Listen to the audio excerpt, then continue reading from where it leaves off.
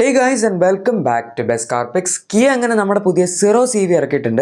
ഈ വണ്ടി ഇറങ്ങിയപ്പോൾ തൊട്ടേ പൊതുവെ എല്ലാവർക്കും ഇതിൻ്റെ ഡിസൈനും സാധനങ്ങളൊക്കെ കണ്ടപ്പോൾ ഇതൊരു ഇലക്ട്രിക് വാഹനം അല്ലായിരുന്നു ആവേണ്ടത് എന്നുള്ളൊരു സംശയം ഉണ്ടായിരുന്നു. ശരിക്കും ഇതവർ ഇനീഷ്യലി തന്നെ ഇലക്ട്രിക് ആയിട്ട് ഇറക്കിയിട്ട് പിന്നെ ഡീസൽ പെട്രോളൊക്കെ ഇറക്കിയും ചിലപ്പോൾ കുറച്ചുകൊണ്ട് സെയിൽ കിട്ടിയേനെ. കാരണം ഈ പൊതുവേ കുറച്ച് വിയേഡായിട്ടുള്ള ഡിസൈൻസ് ഒക്കെ വർക്കൗട്ട് ആവുന്ന ഇലക്ട്രിക് വാഹനങ്ങളുടെ കാര്യത്തിലാണ്.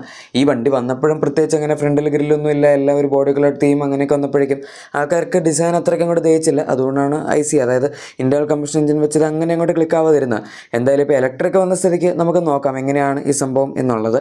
ഫസ്റ്റ് ഓഫ് ഓൾ ഡിസൈൻ്റെ കേസ് എടുക്കുകയാണെങ്കിൽ പ്രത്യേകിച്ചുള്ള വ്യത്യാസമൊന്നുമില്ല. എന്താണ് നമ്മുടെ നോർമൽ സെറോസ് സെയിം ഡിസൈൻ തന്നെയാണ് ഇതിൻ്റെ അകത്ത് വന്നിരിക്കുന്നത്. എനിക്കിങ്ങനെ നോട്ടീസബിളായിട്ട് ചേഞ്ച് പോലും ഇതിൻ്റെ അകത്ത് തോന്നുന്നില്ല. ഫ്രണ്ടിലത്തെ എക്സാക്ട്ലി ആ സെയിം വിയേർഡായിട്ടുള്ള ഡിസൈൻ തന്നെ വെച്ചിട്ടുണ്ട്. LED ഹെഡ്ലാംപ്സ്, LED DRLs, അതുപോലെ താഴത്ത് ഒരു അപ്ഡേറ്റഡ് മോഡൽ ഇറക്കിയായിരുന്നു. എൻ്റെ അകത്താണ് ഈ ബമ്പറിൻ്റെ ഡിസൈനൊക്കെ ചെറുതായിട്ട് മാറിയത്.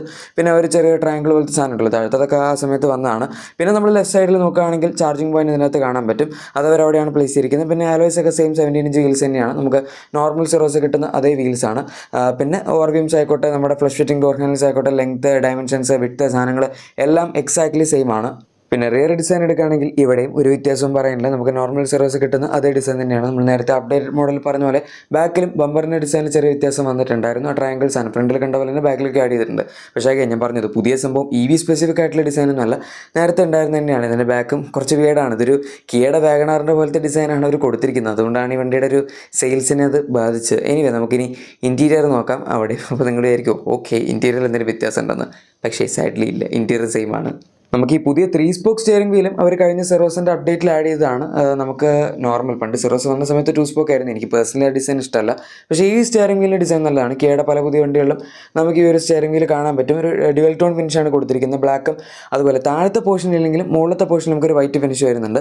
സ്ക്രീൻസ് ഒക്കെ 30 ഇഞ്ചസിൻ്റെ ട്രിനിറ്റി ഡിസ്പ്ലേ, അതായത് 12.3 ഇഞ്ചസിൻ്റെ 2 സ്ക്രീൻ, നടുവിൽ AC കൺട്രോൾ ചെയ്യാൻ ഒരു 5 ഇഞ്ചിൻ്റെ സ്ക്രീൻ ഉണ്ട്. പിന്നെ ഓട്ടോ AC ആയിക്കോട്ടെ, നമ്മുടെ പാനോറാമിക് സൺറൂഫ്, ഫ്രണ്ടിലും ബാക്കിലും വെന്റിലേറ്റഡ് സീറ്റ്സ് എന്ന് പറയേണ്ട ടെക്കിൻ്റെ കാര്യത്തിൽ ഈ വണ്ടി ഒരു ആബ്സല്യൂട്ട് ബീസ്റ്റാണ്. കാരണം ഒരുപാട് സാധനങ്ങൾ ഈ വണ്ടിയിലുണ്ട്. പിന്നെ നമുക്ക് ക്ലസ്റ്ററൊക്കെ ആണെങ്കിലും ഇലക്ട്രിക് സെൻട്രിക് ആയിട്ടുള്ള ഇൻഫർമേഷനൊക്കെ തന്നെയാണ് ഇതിനകത്ത് കിട്ടുന്നത്. നോർമൽ വണ്ടിയിൽ സൈസ് സെയിം ആണെങ്കിലും ഇതിനകത്ത് UI ചെറിയ വ്യത്യാസമുണ്ട്. പിന്നെ നമുക്ക് കറക്റ്റ് EVയിൽ കാണുന്ന പോലത്തെ ഒരു ഗിയർ മോഡ് സെലക്ടറാണ് ഇതിനകത്ത് വരുന്നത്. നമ്മുടെ സ്റ്റിയറിംഗ് വീലിൻ്റെ റൈറ്റ് സൈഡിലായിട്ടാണ് കൊടുത്തിരിക്കുന്നത്. ഒരു ടോഗിൾ സ്വിച്ച് ഉണ്ടല്ലോ, ആ സാധനമാണ് ഇലക്ട്രിക് ആയതുകൊണ്ട് ഇതിനകത്ത് വരുന്നത്. നോർമൽ വണ്ടിയാണ് നമുക്ക് സെൻട്രലായിരുന്നു ഒരു നോബുള്ളത്. ഇതിൽ പക്ഷേ നമുക്ക് സെൻറ്ററിൽ ഈ ഒരു സംഭവം, അതായത് ഗിയർ നോബ്, അതിനൊക്കെ പകരം ചെറിയ ഒരു സ്റ്റോറേജ് കപ്പ് ഹോൾഡേഴ്സ് ഒക്കെ വയ്ക്കാൻ വേണ്ടി സ്ലൈഡിങ് സ്പേസ് ഒക്കെയാണ് കിട്ടുന്നത്. സോ അത് കൊള്ളാം. പിന്നെ ഏറ്റവും വലിയ ഹൈലൈറ്റ് വണ്ടിയുടെ റിയർ സീറ്റ് സ്പേസ് തന്നെയായിരുന്നു. റിയർ സീറ്റ് നമുക്ക് സ്ലൈഡ് ചെയ്യാൻ പറ്റും.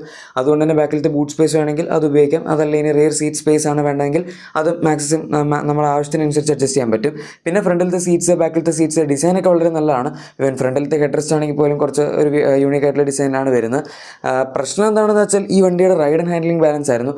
എല്ലാവരും ഈ വണ്ടി ഇറക്കിയപ്പോൾ തൊട്ട് പറഞ്ഞിരുന്നത് ഇതിൻ്റെ റൈഡ് കുറച്ച് സ്റ്റിഫാണ്, പക്ഷേ അതിനനുസരിച്ച് ഹാൻഡ്ലിംഗ് ഉണ്ടെന്ന് വിചാരിച്ചാൽ അതുമില്ല. ഹാൻഡ്ലിങ്ങും കുറച്ച് മോശമാണ്. ബോഡി റോൾ ഉണ്ടായിരുന്നു, വണ്ടി അത്ര ഹൈ സ്പീഡ് സ്റ്റേബിൾ അല്ല, അങ്ങനെ കുറച്ച് വിയേഡായിട്ടുള്ള പ്രശ്നങ്ങളായിരുന്നു ഈ വണ്ടിക്ക് ഉണ്ടായിരുന്നത്.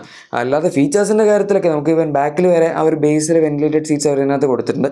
പിന്നെ വയർലെസ് ചാർജർ അങ്ങനെ ഞാൻ ഇനി എക്സ്ട്രാ ഫീച്ചേഴ്സ് ആയിട്ട് പിന്നെ എടുത്ത് പറയുന്നില്ല. ആ സെൻറ്റർ കൺസോളിൻ്റെ സ്പ്ലിറ്റ് ആയിട്ടുള്ള ഡിസൈൻ നിങ്ങൾക്ക് കാണാം. നമുക്ക് താഴത്തെ സ്റ്റോറേജ് സ്പേസ് ഉണ്ട്, ഫ്രണ്ടിൽ നമ്മൾ നേരത്തെ പറഞ്ഞ പോലെ ആ ഒരു സ്റ്റോറേജ് സ്പേസ് അവർ കൊടുത്തിട്ടുണ്ട്. സോ ഇതാണ് ഫീച്ചേഴ്സും കാര്യങ്ങളൊക്കെ നമുക്ക് പറയാനുള്ളത്. ഇനി ബാറ്ററി പവർ ഓപ്ഷൻസ് അങ്ങനത്തെ കാര്യങ്ങളൊക്കെ എടുക്കുകയാണെങ്കിൽ നമുക്ക് ഇതിൻ്റെ അകത്ത് കറക്റ്റ് EVയുടെ സെയിം ഹാർഡ്വെയർ ആണ് കിട്ടുന്നത്. അതായത് 2 ബാറ്ററി കൺഫിഗറേഷൻ ഉണ്ട്. ഒന്ന് 42 kWh ആണ്. പിന്നെ ഒരു എക്സ്റ്റൻഡ് റേഞ്ച് എന്ന് പറഞ്ഞാൽ 51.4 kWh ബാറ്ററി പാക്കും അവർ കൊടുക്കുന്നുണ്ട്. രണ്ടിനെയും ക്ലെയിംഡ് റേഞ്ച് എടുക്കുകയാണെങ്കിൽ നമുക്ക് എക്സ്റ്റൻഡ് റേഞ്ച്, അതായത് 51.4 kWh ആണെങ്കിൽ 526 കിലോമീറ്റേഴ്സ് ആണ് അവർ ക്ലെയിം ചെയ്യുന്നത്. അത് കറക്റ്റയ്ക്ക് ആൾക്കാർക്ക് കറക്റ്റ് ക്ലാവിസ് എന്താണെങ്കിലും അതിൻ്റെ നമ്മുടെ എഫിഷ്യൻസി, അതായത് മൊത്തത്തിലുള്ള എനർജി ഡെൻസിറ്റിയും കാര്യങ്ങളൊക്കെ അത്യാവശ്യം നല്ലതായതുകൊണ്ട് NMC ബാറ്ററി പാക്ക് ആയതുകൊണ്ടായിരിക്കാം. പിന്നെ ഉള്ളത് ഒരു 42 kWh ബാറ്ററി പാക്ക് ആണ്. അത് 443 കിലോമീറ്റേഴ്സ് ആണ് ക്ലെയിംഡ് റേഞ്ച്. റിയൽ ലൈഫിൽ നമുക്കൊരു 300+ ഒക്കെ കിട്ടും എന്ന് എക്സ്പെക്ട് ചെയ്യാം. പവർ ഫിഗേഴ്സ് ആണെങ്കിൽ 42 kWh മോഡലിന് നമുക്ക് വരുന്ന 135 PS അതുപോലെ 255 Nm ടോർക്കാണ്. ടോർക്ക് ആക്ച്വലി സെയിം ആണ്. ഈവൻ നമ്മുടെ 51.4 kWh ബാറ്ററി പാക്കുള്ള വണ്ടി എടുക്കുകയാണെങ്കിലും 170 PS പവർ ഉണ്ട്, പക്ഷേ ടോർക്ക് 255 Nm തന്നെയാണ്. സോ ഇതിൻ്റെ പവർ ഫിഗേഴ്സ് കാര്യങ്ങളെല്ലാം നമ്മുടെ കറക്റ്റ് ഇവിടെ എന്താണോ അത് തന്നെയാണ് കൊടുത്തിരിക്കുന്നത്. അതുകൊണ്ട് തന്നെ നിങ്ങളിപ്പം എക്സ്റ്റൻഡ് റേഞ്ച്, അതായത് 51.4 kWh മോഡൽ എടുക്കുകയാണെങ്കിൽ 0 to 100 അവർ ക്ലെയിം ചെയ്യുന്ന 8.1 സെക്കൻഡ്സ് ആണ്. അത് ഈ വണ്ടിയുടെ സെഗ്മെൻ്റ് ഒക്കെ വെച്ചിട്ട് അത്യാവശ്യം നല്ല ഫാസ്റ്റ് ആണെന്ന് നമുക്ക് പറയാം. യൂഷ്വലി ഇപ്പോൾ 5 EV Nexon EV എല്ലാം എടുക്കുകയാണെങ്കിൽ ഒരു 140 EPS അടുത്തൊക്കെ ആയിട്ട് മാക്സിമം പവർ ഉള്ളൂ. പിന്നെ നമുക്ക് ഈ വണ്ടിയിലാണെങ്കിൽ അവർ 100 kW ഫാസ്റ്റ് ചാർജിങ് DC സപ്പോർട്ടും കൊടുത്തിട്ടുണ്ട്. ഇനി റേഞ്ച് ഏതൊക്കെ വേരിയൻസിലാണ്, അതായത് ബാറ്ററി ഏതൊക്കെ വേരിയൻസിലാണ് വരുന്നത് നിങ്ങൾക്ക് ഇവിടെ കാണാം. നമുക്ക് STK വേരിയൻറ്റിലാണ് സ്റ്റാർട്ട് ചെയ്യുന്നത്. പിന്നെ മാക്സിമം X-Line വരെ വരുന്നുണ്ട്. X-Line പക്ഷേ ഇതിൻ്റെ എക്സ്റ്റൻഡ് റേഞ്ചിൽ മാത്രമേ കിട്ടുന്നുള്ളൂ. ആൻഡ് 42 kWh ആണെങ്കിൽ HTX വരെയാണ് അത് പോകുന്നത്. നമ്മുടെ 51.4 എക്സ്റ്റൻഡ് റേഞ്ച് എന്ന് പറയുമ്പോഴേക്കും HTX പ്ലസ് ലോങ് റേഞ്ച് വരെ അതിന് നമുക്ക് വേരിയൻസ് പോകുന്നുണ്ട്.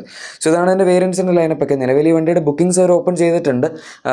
എപ്പോഴാണ് എക്സാക്ട് ലോഞ്ച് ഡേറ്റ് എന്നവർ പറഞ്ഞിട്ടില്ല. ഇപ്പോൾ ജസ്റ്റ് വണ്ടി റിവീൽ ചെയ്തിട്ടേ ഉള്ളൂ. പക്ഷേ അധികം വൈകാതെ നമുക്ക് ലോഞ്ച് പ്രതീക്ഷിക്കാം. ഈ മാസം അവസാനമായിട്ടാണ് എക്സ്പെക്ട് ചെയ്തിരിക്കുന്നത് പ്രൈസും കാര്യങ്ങളൊക്കെ.